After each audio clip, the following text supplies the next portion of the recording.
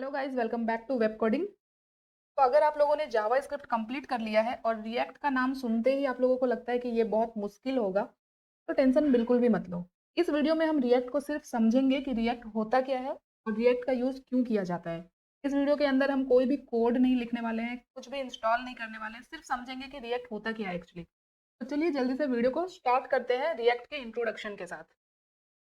तो इस वीडियो में हम लोग क्या-क्या देखने वाले हैं, इस वीडियो में हम लोग देखेंगे रिएक्ट क्या होता है, रिएक्ट का यूज़ क्यों किया जाता है, रिएक्ट को यूज़ करने के लिए हमें किन-किन चीज़ों की ज़रूरत पड़ती है। एंड साथ ही साथ हम लोग देखेंगे कि अपने इस फ्रंट एंड वेब डेवलपमेंट के कोर्स के अंदर रिएक्ट का हमारा क्या रोड मैप होगा, मीन्स कि रिएक्ट के कौन-कौन से टॉपिक को हम कवर करेंगे इस प्लेलिस्ट के अंदर, वो मैं आप लोगों को बताऊँगी। और नेक्स्ट वीडियो में हम लोग नोड जेएस को इंस्टॉल करेंगे। नोड जेएस का नाम सुन के आप लोग बिल्कुल टेंशन में मत आना, मैं आप लोगों को वन बाय वन सारी चीज़ें एक्सप्लेन करूँगी। तो सबसे पहले हम लोग देखते हैं कि रिएक्ट क्या होता है। सबसे पहले हम लोग देखते हैं रिएक्ट क्या है। रिएक्ट एक जावास्क्रिप्ट लाइब्रेरी है। तो ये आप लोग याद रखना, ये एक लाइब्रेरी है, ये फ्रेमवर्क नहीं है। फ्रेमवर्क अलग होता है, लाइब्रेरी अलग होता है। फ्रेमवर्क के अंदर हमें सारी चीज़ें बनी बनाई मिल जाती है, हम सिर्फ उसको यूज़ करते हैं। बट लाइब्रेरी के अंदर हमें कुछ पैकेजेस होते हैं, कुछ टूल होते हैं जो हमें रिएक्ट में काम आने वाले हैं, उन सबको हम अलग से इंस्टॉल करते हैं। ठीक है, तो रिएक्ट क्या है? रिएक्ट एक जावास्क्रिप्ट लाइब्रेरी है। इसका यूज़ किया जाता है यूआई बनाने के लिए, मीन्स कि यूज़र इंटरफेस बनाने के लिए। यूज़र इंटरफेस क्या होता है? जो भी विजुअल्स आपको आपके स्क्रीन पे दिखते हैं, वेबसाइट का जो होम पेज होता है, उसे ही हम लोग यूज़र इंटरफेस बोलते हैं। एंड मोस्टली रिएक्ट का यूज़ किया जाता है सिंगल पेज एप्लीकेशन बनाने के लिए। अब ये सिंगल पेज एप्लीकेशन क्या होता है? सिंगल पेज एप्लीकेशन होता है जो कि एक ही बार लोड होता है, लोड वंस। जैसे कोई वेबसाइट है, के अंदर बहुत सारे कंटेंट है, बहुत सारे टैब्स है, और यहाँ पे ये लोड बटन है।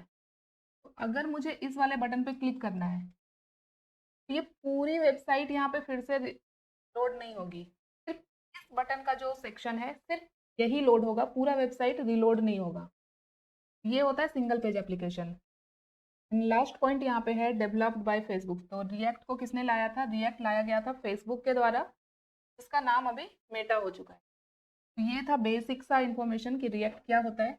नेक्स्ट हम लोग देखते हैं रिएक्ट का यूज़ क्यों किया जाता है। तो रिएक्ट के अंदर कुछ ऐसे फीचर्स होते हैं जिसकी वजह से रिएक्ट का बहुत ज़्यादा यूज़ किया जाता है। नॉर्मल एचटीएमएल, सीएसएस और जावास्क्रिप्ट से भी हमारी वेबसाइट बन जाती है। बट अगर आप कुछ एक ऐसी वेबसाइट बना रहे हो जो काफ़ी बड़ी वेबसाइट है, मल्टीपल पेजेस है, बहुत सारे कोड्स है, ये सारे कोड्स हम एचटीएमएल के अंदर ही लिखते हैं। एक ही फाइल बनाते हैं हम, index.html के अंदर पूरे सेक्शंस का कोड होता है, जिससे हमारी वेबसाइट थोड़ी स्लो भी हो जाती है, लोडिंग स्पीड काफ़ी स्लो हो जाता है। इस चीज़ की वजह से ही रिएक्ट को लाया गया है। तो रिएक्ट के फीचर में सबसे पहला जो इसका फीचर्स है वो है component based architecture. Component based architecture क्या होता है ये मैं आगे आपको एक्सप्लेन करूंगी। उसके बाद आता है जेएसएक्स। जेएसएक्स कुछ नहीं है, जेएसएक्स है जावास्क्रिप्ट प्लस एचटीएमएल। जब हम लोग एक बेसिक वेबसाइट बनाते हैं एचटीएमएल, सीएसएस और जावास्क्रिप्ट के थ्रू, तो हमारा एचटीएमएल का कोड अलग होता है, जावास्क्रिप्ट का कोड अलग होता है। बट रिएक्ट के अंदर हम लोग जावास्क्रिप्ट के अंदर ही एचटीएमएल का कोड लिख सकते हैं। वो किसकी हेल्प से? वो जेएसएक्स की हेल्प से। ये भी मैं आपको आगे अभी एक्सप्लेन करूंगी। उसके बाद है फास्ट परफॉर्मेंस। क्योंकि रिएक्ट के अंदर एक वर्चुअल डॉम नाम की चीज़ होती है। हम लोगों ने जावास्क्रिप्ट के अंदर डॉम के बारे में पढ़ा था, जो क्या था? हमारे वेब पेज का एक ट्री लाइक स्ट्रक्चर होता है। जैसे ये हो गया एचटीएमएल, फिर यहाँ पे हेड आता है, यहाँ पे बॉडी आता है, बॉडी के अंदर कुछ कंटेंट होते हैं, बहुत सारे कंटेंट होते हैं, हेड के अंदर भी कुछ एलिमेंट्स होते हैं। तो ये एक ट्री लाइक स्ट्रक्चर होता है जिसे हम लोग डॉम बोलते हैं। बट रिएक्ट के अंदर क्या होता है? इस डॉम का एक कॉपी क्रिएट होता है। ये हो गया हमारा एक्चुअल डॉम। और वर्चुअल डॉम क्या होता है? Copy of this actual DOM, जिसे हम लोग वर्चुअल डॉम बोलते हैं रिएक्ट के अंदर। तो वर्चुअल डॉम का कॉन्सेप्ट क्या है?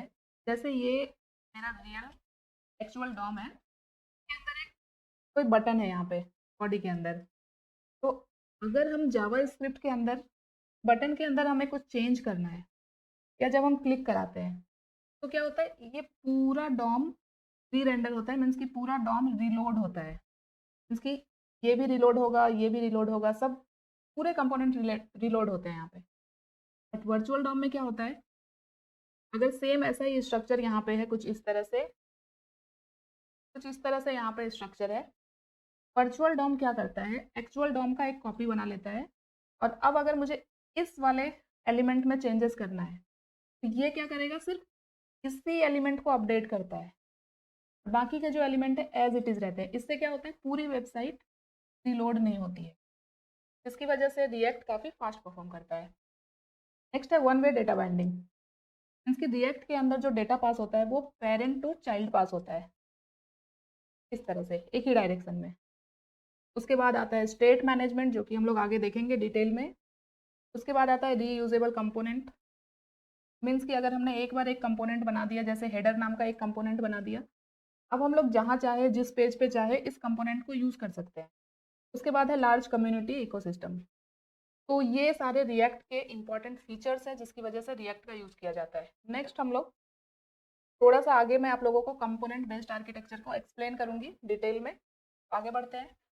तो यहाँ पे देख सकते हो एक बेसिक सा HTML स्ट्रक्चर मैंने ऐड किया है। कुछ ऐसा ही होता है वेबसाइट का लेआउट। हेडर होता है, नैवबार होता है, सेक्शंस होते हैं, असाइड सेक्शन है, फुटर है।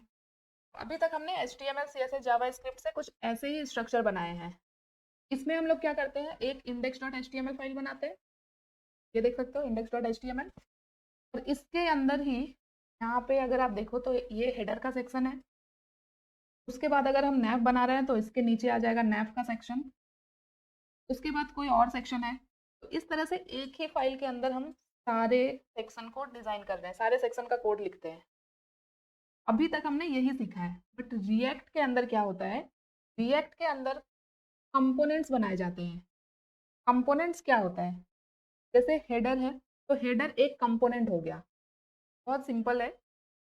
हेडर एक कंपोनेंट हो गया, उसी तरह से नैव एक कंपोनेंट हो गया, ये सारे अलग अलग कंपोनेंट्स हैं। सेक्शन एक अलग कंपोनेंट हो गया, इसी तरह से फुटर एक अलग कंपोनेंट हो गया।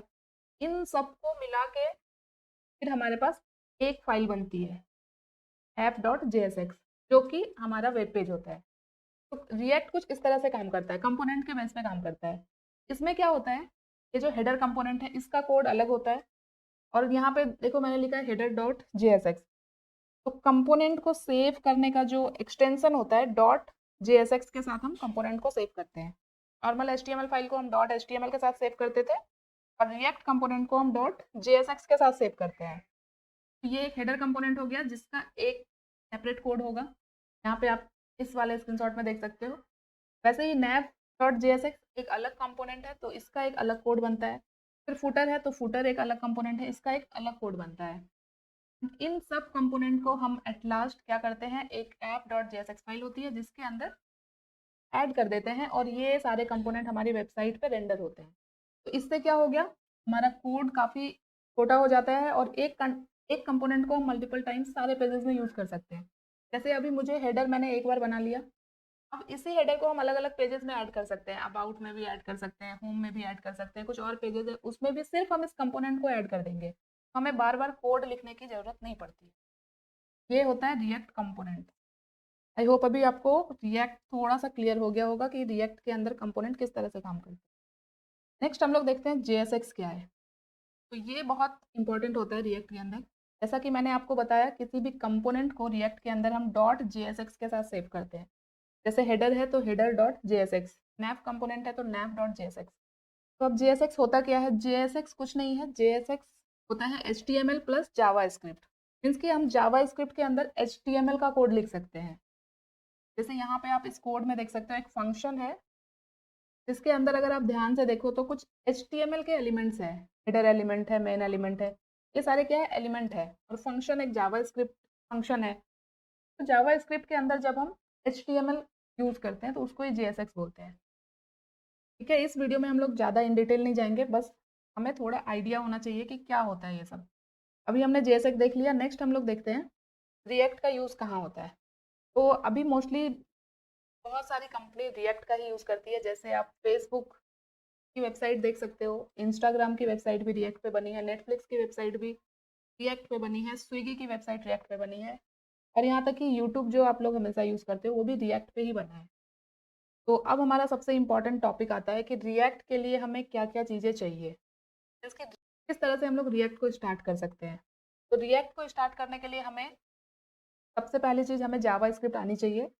बहुत इन डिटेल नहीं, बट अगर आपको जावास्क्रिप्ट आती है अच्छी खासी तो आप रिएक्ट को बहुत ईजिली सीख सकते हो, बहुत ईजी है। उसके बाद आता है नोड जेएस। तो अब नोड जेएस सुन के बहुत लोगों को यहाँ पे टेंशन हो गया होगा। मोस्टली नोड जेएस का यूज़ किया जाता है बैकएंड के लिए।